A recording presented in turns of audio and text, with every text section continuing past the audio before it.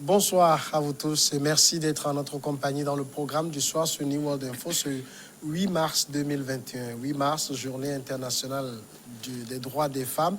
On profite de l'occasion pour souhaiter une bonne journée à toutes ces femmes-là. Eh bien, on va commencer le programme de ce soir par le décryptage de l'actualité. C'est le Sénégal qui nous intéresse aujourd'hui avec une question sur l'affaire Sonko que révèle le procès verbal de la gendarmerie. Nous allons poser la question à notre éditorialiste Mamadou Diouf. Bonsoir Mamadou Diouf. Bonsoir Samuel. L'affaire Ousmane Sonko a tenu en haleine l'opinion sénégalaise et par-delà même du Sénégal pendant plusieurs jours, avant d'aller même dans le fond du procès verbal de la gendarmerie sur cette affaire. Les dernières évolutions, Ousmane Sonko n'est plus en garde à vue. Il doit être en route au moment où nous enregistrons cette émission pour rentrer chez lui. Il est placé sous contrôle judiciaire, vous confirmez? Tout à fait. La garde à vue avait été déjà levée, même d'ailleurs beaucoup plus tôt, puisqu'il avait dit que si on ne lève pas la garde à vue, lui, il ne va pas répondre au juge, puisque la garde à vue concerne appel à insurrection, participation à une manifestation interdite, etc. Lui, il disait que les accusations ne tiennent pas. Si on ne lève pas cette garde à vue, il ne va pas répondre au juge. Ils avaient levé la garde à vue, mais il devait aller répondre au juge. Ils avaient levé la garde à vue, c'était vendredi. Si on veut les laisser rentrer chez lui samedi, accompagné par les gens, revenir lundi, accompagné par les gens ont continué à le maintenir et on l'a amené au tribunal ce matin devant le juge, qui l'a entendu devant ses avocats pour la question du viol. On n'a pas parlé des questions d'appel à insurrection et autres. Il a été inculpé, mais on lui a permis de retourner chez lui en restant sous le contrôle judiciaire. Donc, il est rentré chez lui avec toute cette foule qui était sortie pour l'accompagner. On a vu une foule encore beaucoup plus importante pour l'accueillir, pour l'acclamer, en considérant qu'il a gagné, puisque c'est un peu ça l'esprit aujourd'hui chez beaucoup parmi ces manifestants. Alors, vous l'avez dit, le juge l'a inculpé dans cette affaire de viol. Les enquêtes préliminaires avaient commencé au niveau de la gendarmerie. Un procès verbal a été dressé. Qu'est-ce qu'on apprend de ce procès verbal? Malheureusement, quand on lit le procès verbal, puisqu'il y avait des bribes qui étaient sorties, mais les gens doutaient, finalement, vous avez l'intégralité du procès verbal, les interrogatoires, les confrontations, puisque c'est ce que les officiers de police judiciaire font. Ils vous interrogent une première fois, ils vous interrogent une deuxième fois, ils vous mettent en confrontation avec une autre personne qui a dit une chose, vous avez dit le contraire. Mais quand vous prenez le global, vous avez deux problèmes. Le premier problème, c'est que la fille et le monsieur Mbaye qui était avec lui, qui l'a conduit, qui est venu le prendre avec sa voiture, je ne sais pas qu'est-ce qu'il leur a pris. Dans le procès verbal, il montre carrément qu'il a demandé à la fille de se faire violer à nouveau pour qu'on puisse avoir des preuves. Raison pour laquelle, même il n'était pas loin, il attendait qu'elle soit violée pour l'amener à l'hôpital, pour qu'on puisse faire des prélèvements pour avoir des preuves. Ben, un viol qu'on organise et qu'on dit ensuite on m'a violé, vous voyez un peu le problème que cela pose. L'autre élément, la fille a fait beaucoup de contradictions, voire même elle a dit beaucoup de contre-vérités au niveau du procès verbal, de sorte que même l'officier qui faisait les interrogatoires a noté ces contradictions. Oui. Une des contradictions, elle a dit qu'elle a été conduite par moto. Ce n'est pas une moto qu'elle a conduite, c'est une voiture, et c'est la voiture de ce monsieur Mbaye dont je parle. Une autre contradiction, elle allait déclarer ici que Sonko a fait ceci, elle allait déclarer là-bas autre chose, et finalement, elle a été un peu confondue par ces contradictions elle-même, de sorte qu'aujourd'hui, tout le monde se pose la question, après que ce procès verbal se soit retrouvé dans la rue, est-ce que c'est à cause de ce procès verbal qu'on a vu tout ce déferlement de violence au Sénégal qui risque de se traduire par une dizaine de morts, parce qu'il y a eu un mort aujourd'hui lors de manifestations aux Parcelles Assainies. Alors, en même temps, vous le rappelez, dans le procès verbal, on voit également que la patronne de la fille a été interrogée, le mari de la patronne a été interrogé. Et quand on suit le témoignage de ces gens, on peine à croire en ces accusations. Oui, puisque toutes ces personnes qui ont travaillé avec la demoiselle Adji Sarr donnent un mauvais témoignage sur la personne d'abord. D'ailleurs, la patronne l'a même renvoyée une fois, la soupçonnant de pratiques qui sont contraires aux règles de la maison. Elle est revenue et les 2 jours qui ont précédé la venue de M. Sonko, les gens ont senti que la dame était agitée, elle faisait tout. Pourquoi Sonko ne vient pas? Elle attendait le monsieur d'une façon particulière et les gens ne comprenaient pas. Alors qu'au niveau du centre, il n'y a pas une personne qui est chargée de faire le massage pour quelqu'un. Quand c'est deux personnes, la première personne qui vient ici, c'est celle-là qui fait le massage. L'autre personne, c'est l'autre personne qui va faire le massage. Donc, il n'y avait pas de raison qu'elle soit agitée par rapport à une personne comme si c'était son client à elle de façon particulière. On l'a vu également appeler au téléphone ce monsieur May. Le mari de la dame témoigne même que le monsieur est rentré dans la maison vers 1h du matin. Un jour, il était surpris. Qu'est-ce que tu fais ici? Il l'a chassé. Ils ont tous constaté qu'il était dehors avec sa voiture garée, comme en train d'attendre. Quand on a déjà tendu un piège, pendant le couvre-feu, ils ont pu circuler. Sonko est député, il peut circuler pendant le couvre-feu. Comment ils ont fait? M. Mbaye a dû appeler, semble-t-il, un ami qui est médecin. C'est qu'il y a tellement de choses que finalement, on sent un coup fourré. De sorte qu'il y a viol ou pas, on a encore des interrogations. Il y a eu un coup fourré, c'est clair qu'il y a eu un coup fourré dans cette affaire. Et malheureusement, cette fille se retrouve victime à tout point de vue. Si elle a été violée, elle est victime.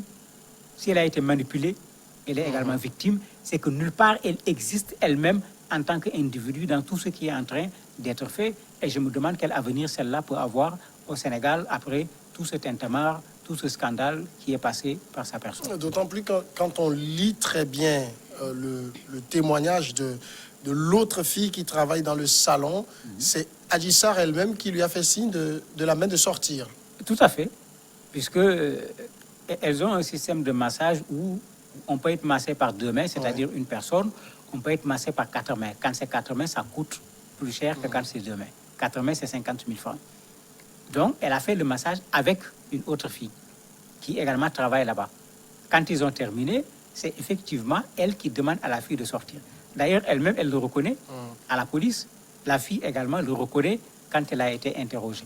Donc, il y a quelqu'un qui est un violeur que tu connais, qui risque de te violer, et tu crées les conditions pour que vous vous retrouviez seul, en demandant à une personne qui aurait pu être témoin et l'empêcher de poser son acte, de quitter la salle et vous laisser seul dans la salle, c'est un problème. L'autre problème, après le viol, si viol a eu lieu, c'est elle qui a reçu les paiements, 50 000 francs. C'est elle qui allait remettre au mari de la dame, puisque la dame était absente, elle avait un bébé né prématuré, elle était gardée à l'hôpital, et le mari dit que mais on n'a absolument rien senti. Au contraire, après, elle était là en train d'appeler au téléphone. On se disait qu'il y a quelque chose qui doit se passer.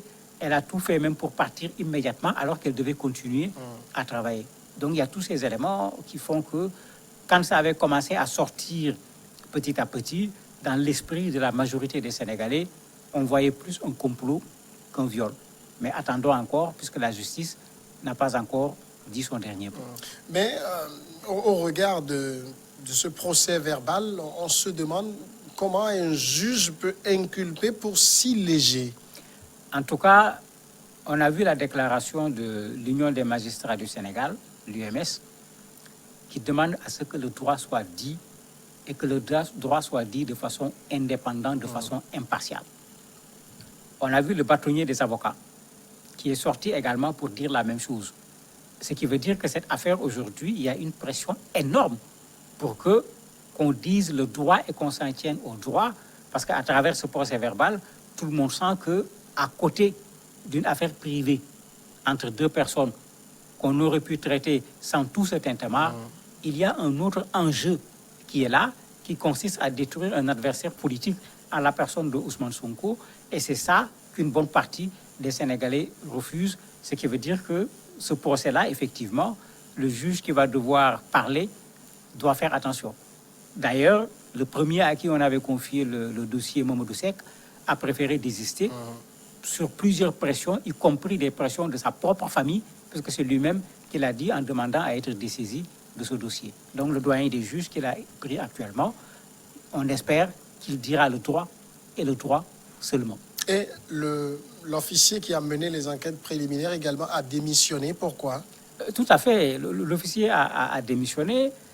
Dans sa lettre de démission, puisqu'il a publié une lettre, il dit que, entre autres, ce procès verbal qui circule, on considère que ce serait éventuellement lui qui l'a fait sortir. On le considère un peu comme quelqu'un qui donne des informations à Ousmane Sonko et à ses avocats. Il était sous écoute, il était suivi un peu partout. Donc, à un certain moment, il a considéré que sa vie pouvait être en danger et que lui-même pouvait mettre en danger la vie de sa propre famille. Il a préféré démissionner. Mais au niveau du pouvoir, on le considère plutôt comme un déserteur que comme quelqu'un qui a démissionné. Pendant un temps, ça a fait du bruit. C'est vrai, ce n'est pas vrai, puisque c'est sorti par les réseaux sociaux. Il a fait lui-même une vidéo qu'il a fait passer par les réseaux sociaux pour dire c'est bien moi, j'ai bien démissionné, j'ai bien écrit la lettre. Dans la lettre même d'ailleurs, il demande entre autres la démission du ministre de l'Intérieur, du ministre de la Justice, et il l'a reconfirmé dans la vidéo parce qu'il considérait que lui, ce qu'il doit faire, c'est son travail tout simplement. On ne doit pas le mêler à autre chose que son travail. Alors, aujourd'hui, est-ce qu'on peut, en l'état actuel et avec ces informations qu'on a, aller au bout de cette affaire sérieusement? On ne peut pas. On ne peut pas parce que on a un problème ici, la parole de Adji Sarr contre la parole de Ousmane Sonko, puisqu'à un certain moment, c'est ces deux personnes qui se sont retrouvées dans ces lieux et il n'y avait pas de témoin. Maintenant, qu'est-ce qu'on peut avoir d'autre dans ce dossier pour pouvoir dire qui a raison et qui a tort? Certainement, les enquêtes vont se poursuivre, mais déjà, les gens considèrent qu'on ne peut pas trouver grand-chose. Et ce qu'il y a dans le procès verbal aujourd'hui, les avocats de Sonko avaient dit dès le départ que ce dossier était complètement vide. Bon, comme c'était des avocats de Sonko, on disait mais c'est normal, ils ne peuvent pas dire autre chose parce qu'ils sont en train de défendre leurs clients. Mais quand le procès verbal est sorti, on se rend compte effectivement que difficilement avec ce procès verbal, on va pouvoir condamner quelqu'un. Raison pour laquelle même certains pensent que c'est pourquoi on l'avait arrêté, pour trouver une autre raison pouvant permettre de le condamner, parce qu'ici, il risque d'être difficile de pouvoir le condamner. À la limite, comme disent les gens, il va être relaxé au bénéfice du doute, parce qu'on n'a pas eu tous les éléments, mais malheureusement, on l'aurait trempé dans une sale affaire, même si après on dit qu'il est propre. Il y a d'autres qui se poseront toujours la question, qu'est-ce qu'il a fait? Qu'est-ce qu'il n'a pas fait? Et cette affaire a fait embraser le Sénégal pendant plusieurs jours. Plusieurs voix se sont levées. Même le médiateur de la République s'est exprimé, demandant au président de la République de prendre la parole. Pourquoi Macky Sall, jusque-là, n'a pas parlé? Personne n'a compris. On lui avait déjà fait ce reproche quand les Sénégalais avaient repris les pirogues pour aller en Europe et qu'à un certain moment, il y avait eu plus de 400 morts. Il y a même un qui avait été arrêté à cause de ça parce qu'il s'en était pris violemment au président de la République en lui disant non, il ne peut pas y avoir 400 morts et on ne vous entend pas. Ici, c'est la même chose.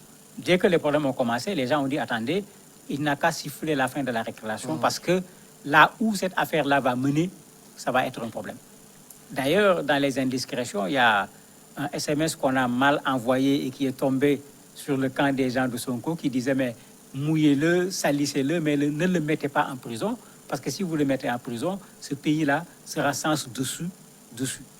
Donc, on s'attendait à ce que, si on essaye d'arrêter Ousmane Sonko, que ce qui s'était passé avec d'autres leaders politiques, qu'on revoit exactement la même chose, puisque c'est les mêmes Sénégalais qui sont là, avec le même sentiment de refus de l'injustice, surtout des plus forts vers les plus faibles. Mais malheureusement, on n'a pas voulu tenir compte de ça. C'est pourquoi, après, les guides religieux, tout le monde a parlé. Il y a même des guides religieux les plus importants qui ont envoyé des représentants chez le président de la République. Et certainement, aujourd'hui, il s'exprimera à 20h, puisque l'information commence à circuler. Peut-être on attendait que Sonko puisse rentrer chez lui d'abord, qu'il y ait un acte avant qu'il ne parle. Mais espérons simplement qu'il sera le président, surtout des Sénégalais qui ont manifesté, mais pas le président de ses partisans, quand il va prendre la parole. Parmi les Sénégalais qui ont manifesté, il y avait beaucoup de jeunes. Ils s'en sont pris au bien public, à des magasins, surtout français, Auchan par exemple. Qu'est-ce qu'ils exprimaient? Parce qu'au-delà de l'affaire Sonko, on a l'impression qu'il y avait d'autres récriminations. Mais il y a un ras-le-bol qui était déjà là avec une situation difficile. Les gens ont transformé même le nom du président en verbe pour dire que le Sénégal est maquis actuellement, c'est difficile. Et il y avait cette situation difficile qui était effectivement là sur le plan économique, sur le plan social, le chômage au niveau des jeunes. Je parlais de ces jeunes qui tentaient de reprendre les pirogues pour aller en Europe, dont plus de 400 sont morts, pour dire qu'il y avait un sérieux problème au niveau de la jeunesse sénégalaise. Il s'y est ajouté l'affaire Covid. Beaucoup de ces jeunes se débrouillent avec de petits boulots, de petits commerces qui marchent en after-work. Avec les couvre-feux, avec tout un ensemble de choses, ces gens ne parvenaient plus à travailler.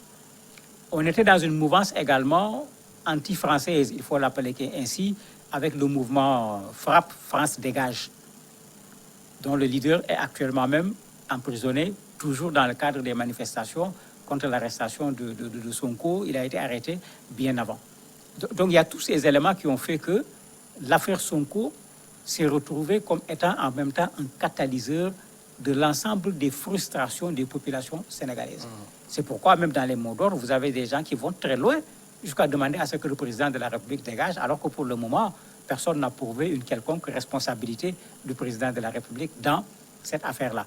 C'est pour dire qu'il y a une cristallisation qui a fait que finalement, on ne parle plus de l'affaire Sonko, Adji Sarr tout simplement, mais tous les mécontentements sont exprimés. Auchan, il faut rappeler que quand il s'est installé au Sénégal, il y a eu des manifestations, il y a eu des contestations en disant que maintenant, le Sénégal est en train de privilégier les commerçants français au détriment des commerçants sénégalais.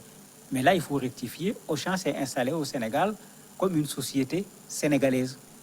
Et il y a certes des Français dedans, mais qui sont en association avec des Sénégalais. C'est pourquoi quand les gens demandaient qu'on chasse les Français, c'était difficile à l'époque de chasser les Français parce que ce n'étaient pas des Français seulement, ils étaient en partenariat avec des Sénégalais. Est-ce qu'il est possible que l'adresse à la nation du président de la République ce soir puisse ramener le calme?